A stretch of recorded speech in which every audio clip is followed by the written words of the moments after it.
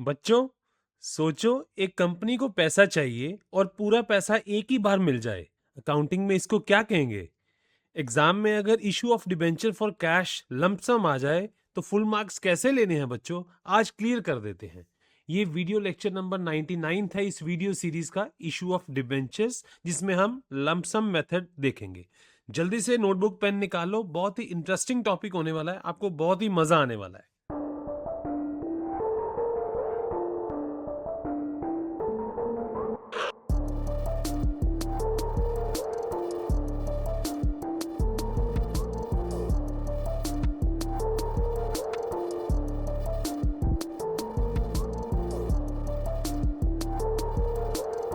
Company, बच्चों देखो, company जब भी लॉन्ग टर्म लोन लेना चाहती है तो वो क्या करती है? डिबेंचर्स इशू करती है। पहले हमने देखा था कि शेयर्स इशू करती है, अब ये है कि लोन है उसका तो वो डिबेंचर्स इशू करेगी। ठीक है ना? जो डिबेंचर लेने वाला कंपनी को कैश देता है, ठीक है, जो डिबेंचर्स लेगा वो कंपनी को क्या देगा बच्चों? पैसा। और कंपनी उसको क्या देगी बदले में? डिबेंचर्स इशू करेगी उसको, एंड फिक्स्ड इंटरेस्ट देने का प्रॉमिस करती है। यही होता है डिबेंचर। क्या है ये? एक तरह से रिटर्न एक्नॉलेजमेंट होता है, रिटर्न एक्नॉलेजमेंट, यही है डिबेंचर का मतलब, है ना? अब जो डिबेंचर्स इशू करने हैं फॉर कैश, मतलब पैसों के लिए डिबेंचर्स इशू करे जा रहे हैं, उसमें कंपनी दो तरीकों से पैसा ले सकती है। एक होता है issue price received in lump sum, कि लेट सपोज कि कंपनी को मान लो 10 करोड़ की रिक्वायरमेंट है, ठीक है, कंपनी डिबेंचर्स इशू कर रही है और 10 का 10 करोड़ ही एक बार ले लेगी, एक ही बार में, तो वो लमसम मेथड आ जाएगा, जैसे हमने शेयर्स इशू के केस में देखा था। एंड सेकंड आ जाता है इंस्टॉलमेंट। कंपनी ख्याल करती है अपने इन्वेस्टर्स का कि इन्वेस्टर्स पर एक ही दम से बोझ ना पड़े, तो वो किश्तों में पैसा लेती है। एप्लीकेशन अलग लेगा, अलॉटमेंट लेगी, फिर फर्स्ट कॉल, फिर सेकंड एंड फाइनल कॉल। यही था आज का जो टॉपिक रहेगा, वो हम देखेंगे कि कंपनी एक ही बार में सारा पैसा रेज कर लेगी। क्लियर है? चलो देखते हैं। सबसे पहला केस आएगा, डिबेंचर्स इशू हुए हैं एट पार, मींस जितना डिबेंचर का फेस वैल्यू है उतना ही कंपनी इशू कर रही है, उतना ही कंपनी डिमांड कर रही है। मान लो कंपनी ने 1000 डिबेंचर्स इशू करे जिसका फेस वैल्यू हर एक का था 100 रुपया, और 100 पर ही इशू करे, मींस एट पार। तो कंपनी कितना पैसा लेना चाहती है? 1 लाख। यही है बच्चों। तो ये एक का 1 लाख कंपनी एक ही बार में ले लेगी। ठीक है, अभी देखो, अब सबसे पहले क्या आएगा? पेमेंट कंपनी रिसीव करेगी। पेमेंट रिसीविंग स्टेज, अभी अलॉटमेंट नहीं हुआ। याद रखना, हो सकता है कि पेमेंट 1 दिसंबर को लिया हो सकता है पेमेंट 1 दिसंबर को लिया हो, अलॉटमेंट बाद में जाकर हो सकता है 30 दिन के बाद, 15 दिन के बाद हो। तो अभी जस्ट क्या है, पेमेंट लिया है कंपनी ने, अभी अलॉटमेंट वगैरह कुछ नहीं हुआ। ठीक है, तो क्या आएगी एंट्री? 1 लाख रुपया कंपनी को मिला। बच्चों एक चीज हमेशा याद रखना, कोई भी ट्रांजैक्शन हो ना, तो एसेट्स हमेशा लाइबिलिटीज के इक्वल ही होंगे। आपने इसको फाउंडेशन, इसको बेस मान के चलना है। आपकी कभी भी कोई एंट्रीज गलत नहीं होगी, कभी भी कभी आपको एंट्री में कोई गलत फहमी नहीं होगी अगर आप ये ध्यान रखोगे कि एसेट क्या लाइबिलिटी के बराबर रह रहा के नहीं। ठीक है, ये बेस है। मैं इसी को आपको रेलेवेंट मान के, इसी के अकॉर्डिंग आपको सारी एंट्रीज बताऊंगा। अब देखो, अभी जस्ट बैंक में पैसा आया, अलॉटमेंट नहीं हुआ, तो बैंक अकाउंट रेज हो गया। बैंक अकाउंट का एसेट है तो एसेट्स का नॉर्मली डेबिट बैलेंस होता है बच्चों। तो 1 लाख से बैंक अकाउंट बढ़ गया, बढ़ गया ना। अब यहां बढ़ा तो लाइबिलिटी साइड भी तो बढ़ाना पड़ेगा। अब क्या सीधे का सीधा डिबेंचर अकाउंट में पैसा डाल दें? नहीं। क्यों? क्योंकि अभी अलॉटमेंट नहीं हुआ। तो हम क्या करेंगे, एक टेम्परेरी लाइबिलिटी अकाउंट क्रिएट करेंगे, जिसको बोलेंगे debenture application and allotment account. ये बच्चों एक तरह से टेम्परेरी लाइबिलिटी अकाउंट है। ठीक है, ताकि जब तक अलॉटमेंट हो नहीं जाता ना, हम पैसा जो है वो इसमें रख लेंगे। जब अलॉटमेंट हो जाएगा यहां से हम पैसा निकाल लेंगे तब। ठीक है, तो ये क्या है? Debenture application and allotment account, ये टेम्परेरी लाइबिलिटी अकाउंट है। अब जो 1 लाख रुपया आया, वो एसेट साइड उसने एसेट बढ़ा दिया, बैंक अकाउंट बढ़ गया, बैंक अकाउंट का डेबिट बैलेंस होता है तो एंट्री क्या आएगी, bank account debit. Debit already debit balance है एसेट्स का, उसको बढ़ाना है तो और डेबिट कर दो। लाइबिलिटीज का क्रेडिट बैलेंस होता है तो उसको बढ़ाना है, उसको और क्रेडिट कर दो बच्चों। तो ये एंट्री आ गई।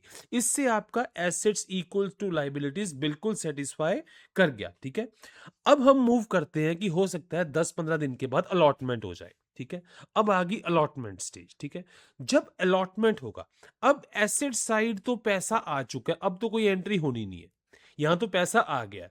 होना क्या है, सिर्फ जो लाइबिलिटी साइड एक टेम्पररी लाइबिलिटी अकाउंट था उसमें से 1 लाख निकालना है और जो परमानेंट लाइबिलिटी अकाउंट है उसमें डाल देना बच्चों। सिंपल है।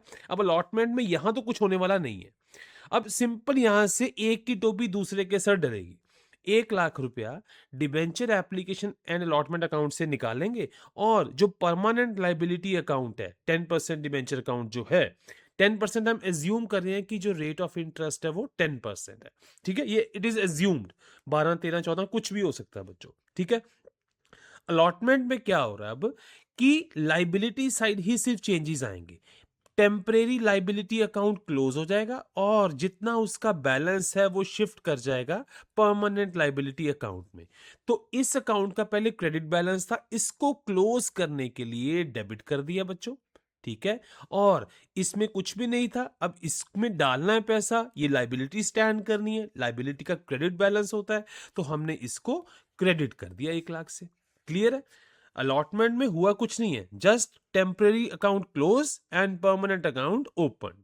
ठीक है, और आपका एसेट्स इक्वल टू लाइबिलिटी यहां भी सेटिस्फाई कर रहा है। क्यों, अब इसमें तो कोई नेट चेंज तो आया ही नहीं है, ना ही एसेट्स बढ़े या कम हुए, ना ही लाइबिलिटीज बढ़ी या कम हुई। सिंपल वहीं के वहीं है, बस एक अकाउंट क्लोज करा, दूसरे में पैसा शिफ्ट कर दिया। और मेन चीज बच्चों ये ध्यान रखना है कि जितना पैसा आपका ये परमानेंट लाइबिलिटी अकाउंट में होता है ना, ये जो परमानेंट लाइबिलिटी अकाउंट में जितना पैसा होता है, एक्चुअल कंपनी की लाइबिलिटी उतनी ही होती है। कंपनी कल को जो पैसा वापस करती है ना, रिडीम करती है, वो उसी के अकॉर्डिंग करेगी जितना इसमें पड़ा है।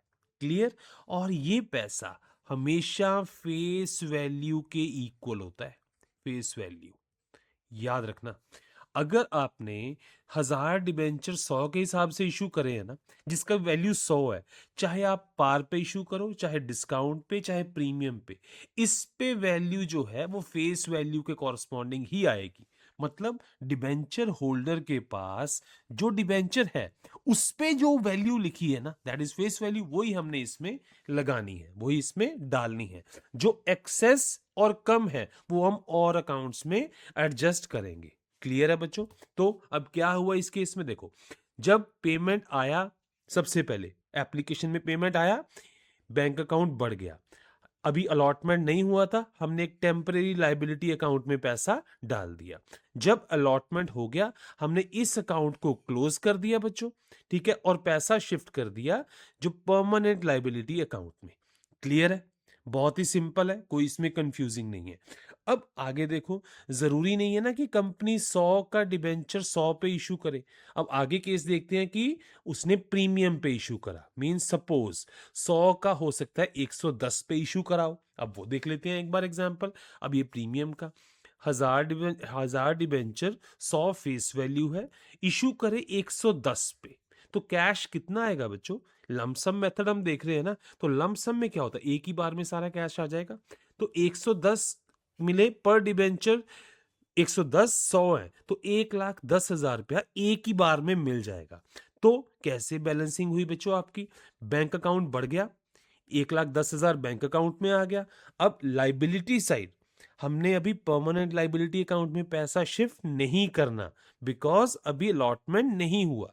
तो हमने एक टेम्परेरी लाइबिलिटी अकाउंट क्रिएट करा, debenture application and allotment account, वो लाइबिलिटी हमने वहां पे स्टैंड कर दी। आपकी ये इक्वेशन वहां पे सेटिस्फाई हो गई कि बैंक अकाउंट अब डेबिट हो गया, बैंक अकाउंट बढ़ गया बच्चों, एंड लाइबिलिटी अकाउंट क्रेडिट हो गया, वो भी बढ़ गया। ठीक है, अभी अलॉटमेंट नहीं हुआ। अब आगे मूव करते हैं, जब अलॉटमेंट होगा, अलॉटमेंट होगा तो क्या होगा, बैंक अकाउंट वैसे का वैसा ही पड़ा रहेगा क्योंकि पैसा आ चुका है।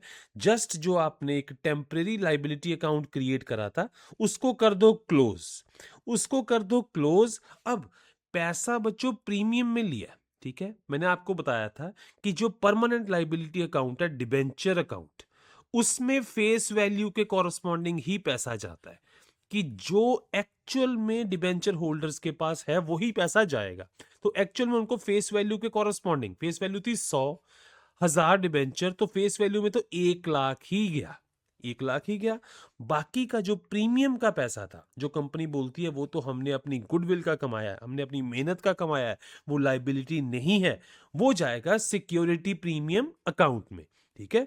1,10,000 का शिफ्ट हो गया, ये क्लोज हो गया अकाउंट, इसमें से 1 लाख मूव कर गया डिबेंचर अकाउंट में और सिक्योरिटी प्रीमियम अकाउंट में 10,000। तो आपकी एसेट्स इक्वल टू लाइबिलिटी यहां भी सेटिस्फाई हो गई, हुआ, ठीक है। इसमें permanent temporary liability account close हो गया और उसका बैलेंस 2 अकाउंट्स में शिफ्ट कर गया, डिबेंचर अकाउंट में जितना फेस वैल्यू के कॉरस्पॉन्डिंग, और बाकी का जो प्रीमियम का पैसा था वो सिक्योरिटी प्रीमियम अकाउंट में।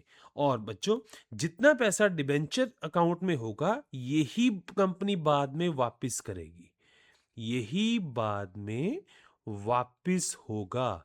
और सेकंड चीज, जो इंटरेस्ट मिलता है ना वो भी इसी के ऊपर मिलता है, हमेशा याद रखना, जो इंटरेस्ट भी मिलेगा वो भी इसी के ऊपर मिलेगा। जो प्रीमियम का पैसा वो तो मौज का पैसा, उन्होंने उन्होंने बोला वो तो हमने खुद कमाया है जी, हमारी रेपुटेशन बड़ी अच्छी थी, डिमांड बहुत ज्यादा थी हमारे डिबेंचर्स की, इस वजह से महंगा बिका है, ठीक है ना। चलो अब इसमें सिंपल हो गया, ये स्टेजेस क्या आएंगे इसमें, जब पेमेंट मिलेगा 1,10,000 मिला, बैंक अकाउंट बढ़ गया, ठीक है, और लाइबिलिटी साइड हमने एक टेम्परेरी अकाउंट क्रिएट करा, debenture application and allotment account, उसमें 1,10,000 डाल दिया। जब अलॉटमेंट हो गया तो इसमें से 1 लाख शिफ्ट कर दिया बच्चों हमने परमानेंट लाइबिलिटी अकाउंट में और 10,000 शिफ्ट कर दिया सिक्योरिटी प्रीमियम अकाउंट में। सिंपल एंट्री है। चलो अब आगे देखते हैं, ये भी तो हो सकता है 100 का डिबेंचर 90 में इशू या 95 में इशू करा हो, डिस्काउंट। हमने शेयर्स की बात करी थी कि शेयर्स डिस्काउंट पे इशू नहीं हो सकते, बट डिबेंचर्स डेफिनेटली इसमें इशू हो सकते हैं डिस्काउंट पर।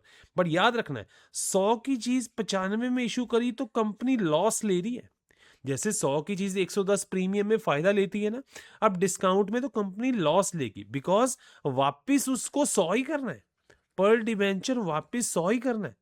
बेच वो 95 कर रही है तो 5 रुपए पर डिबेंचर वो लॉस खुद बियर करेगी। तो अब एंट्री क्या आएगी बच्चों, देखो 1000 डिबेंचर 100 फेस वैल्यू 95 पर इशू करेंगे, पैसा आया कितना बच्चों 95,000, तो बैंक अकाउंट 95,000 से बढ़ गया बच्चों।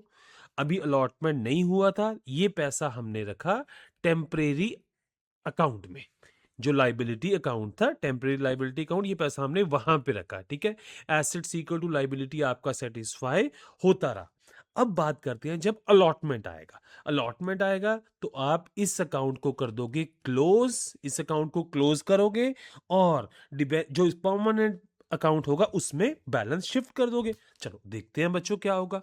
अब अलॉटमेंट स्टेज पे क्या होगा, जो टेम्परेरी हमने लाइबिलिटी अकाउंट क्रिएट करा है उसको डेबिट करके उसको क्लोज करेंगे हम, ठीक है, तो वो डेबिट हो गया बच्चों, एंड लाइबिलिटी शिफ्ट कर जाएगी to the permanent account. Permanent account कौन सा है, 10% डिबेंचर अकाउंट, इसमें शिफ्ट करेगी। अब इसमें जाएगा 1 लाख रुपया, वो क्लोज हो गया, इसमें 1 लाख रुपया आ गया बच्चों, ठीक है।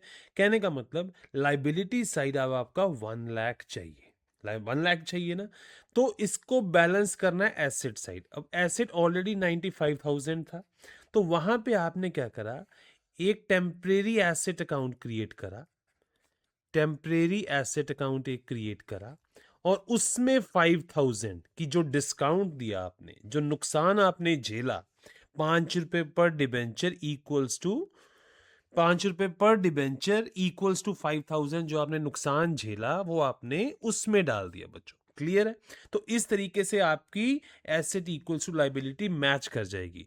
तो जनरल एंट्रीज क्या होंगी बच्चों, टेम्परेरी लाइबिलिटी अकाउंट क्लोज करने के लिए डेबिट कर देंगे एंड क्रेडिट करा जाएगा इसको 1 लाख से, एंड बैलेंस करने के लिए बैलेंसिंग एक एसेट अकाउंट टेम्परेरी क्रिएट करा, उसमें 5,000 डाल देंगे।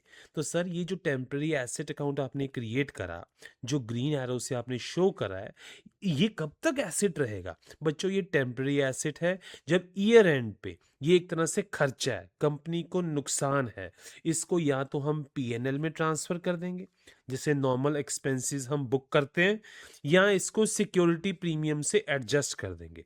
मतलब ये सदाबहार नहीं रहेगा, ये जो नुकसान है ये कंपनी को झेलना ही पड़ेगा। यह भी टेम्परेरी आपने करा है, क्योंकि हो सकता है ना अलॉटमेंट आप ईयर के बीच में कहीं पे कर रहे हो, बट जो इसको क्लोज करने की एंट्री है वो ईयर एंड पे होगा, ईदर थ्रू पीएनएल और थ्रू सिक्योरिटी प्रीमियम। अब अगर पीएनएल के थ्रू करोगे सपोज, तो आप क्या करोगे, इसका बैलेंस कौन सा है बच्चों, डेबिट, इसको मूव कर दोगे, शिफ्ट कर दोगे पीएनएल के डेबिट बैलेंस में, तो ये एंट्री आ जाएगी PNL account debit to discount on debenture account credit, इसको फिर क्रेडिट कर दोगे। ऑफ कोर्स इसका डेबिट बैलेंस है, इसको क्लोज करना है तो इसको क्रेडिट करना पड़ेगा, क्लियर है ना। और अगर आप एडजस्टमेंट उस सिक्योरिटी प्रीमियम के थ्रू करते हो, तो इसका बैलेंस डेबिट बैलेंस जो है वो सिक्योरिटी प्रीमियम में मूव कर दोगे। सिक्योरिटी प्रीमियम में बच्चों ऑलरेडी क्रेडिट बैलेंस है ना, यही पढ़ा है हमने, तो मतलब वो तो फायदे वाला होता है, बट अब नुकसान पहुंचाना है तो वो क्रेडिट बैलेंस थोड़ा कम करना है, तो उसको हम डेबिट करेंगे, तो सिक्योरिटी प्रीमियम अकाउंट डेबिट हो जाएगा। एंड ये जो डिबेंचर अकाउंट है आपका, सिक्योरिटी प्रीमियम अकाउंट डेबिट हो जाएगा। और ये बच्चों यहाँ पे डिबेंचर अकाउंट लिखा गया ना, ये गलती से लिखा गया, यहाँ पे डिबेंचर नहीं है, ये डिस्काउंट ऑन डिबेंचर अकाउंट, ये वाला अकाउंट है बच्चों, ये वाला अकाउंट आपका क्रेडिट हो जाएगा, बट ये सारा काम ईयर एंड पे होगा। तो इससे क्या होगा, अब आपका जो 5,000 का आपको लॉस हुआ है ना, वो लॉस आपने इनिशियली तो एक तरह से एक्सपेंस शो, एसेट शो करके मैनेज कर लिया, बट ये है एक तरह से खर्चा है, कंपनी का लॉस है, खर्चा इज अ लॉस, तो वो लॉस हम ईयर एंड पे इस तरीके से एडजस्ट करते हैं। आपने हमेशा अगर आप ये इक्वेशन याद रखोगे ना, एसेट्स इक्वल टू लाइबिलिटीज, तो आप कभी भी किसी एंट्री में मात नहीं खाओगे, ये मेरी गारंटी है आपको। ठीक है बच्चों, क्लियर है? चलो अब क्या हो गया, वही सेम अब समराइज कर देते हैं। जब पेमेंट आएगा तो बैंक अकाउंट में 95,000 आया, 5,000 कम आया बच्चों, ठीक है ना, क्योंकि 5,000 हमने डिस्काउंट पे शो करा, तो एंड ये 95,000 एसेट अकाउंट में, बैंक अकाउंट में आ गया एसेट साइड में, एंड लाइबिलिटी साइड में debenture application and allotment account. ठीक है, अब जब अलॉटमेंट आएगी तो इसको क्लोज करेंगे, इसको क्लोज करने के लिए हमने इसको एरो डाउन एरो का मतलब अब इसको डेबिट कर दिया, एंड पैसा मूव करेंगे डिबेंचर अकाउंट में, यहाँ पे ग्रीन एरो लगाना था वो लगाया नहीं, बट आप मान के चलो है, ठीक है। तो पैसा बट डिबेंचर अकाउंट में आएगा फेस वैल्यू के अकॉर्डिंग, फेस वैल्यू थी 100 रुपया, डिबेंचर्स थे 1,000, तो ये बना 1 लाख, ठीक है। तो आएगा डिबेंचर अकाउंट में 1 लाख ही, बट इसको बैलेंस करने के लिए हमने यहाँ पे एक बैलेंसिंग एसेट क्रिएट करा 5,000 का, और ईयर एंड पे इसको हम एडजस्ट कर देंगे, क्लियर है। अब जब बच्चों रिडीम की बात आएगी, मतलब जब पैसा लौटाने की बात आएगी ना, तो कंपनी 1 लाख ही वापस करेगी, चाहे उसने लिया 95,000 है। यही तो डिस्काउंट का मतलब है, कि कंपनी के ऊपर जो लाइबिलिटी है वो वही रहती है जो डिबेंचर अकाउंट में पैसा है, क्लियर। एंड वो हमेशा लाइबिलिटी जो रहेगी वो फेस वैल्यू के कॉरस्पॉन्डिंग ही रहती है, ठीक है बच्चों। तो ये एक छोटा सा वीडियो था जिसमें हमने डिस्कस करा कि जब कंपनी लमसम मींस एक ही बार में पैसा सारा रिसीव कर लेती है, उसकी जर्नल एंट्रीज, उसका क्या कॉन्सेप्ट था। बच्चों अगर आपको ये वीडियो अच्छा लगा हो तो आप इसको लाइक जरूर करें, शेयर जरूर करें, कोई भी डाउट आए आपने कमेंट सेक्शन में लिखना है, आपका भाई उसको आंसर करेगा, ठीक है। तो आई होप आपने बहुत मजे से इसको ये सीखा है ये, ठीक है। अब हम नेक्स्ट वीडियो में देखेंगे कि इंस्टॉलमेंट मेथड में कैसे कंपनी इशू करती है, ठीक है। चलो, थैंक यू सो मच बच्चों, मिलते हैं नेक्स्ट वीडियो में।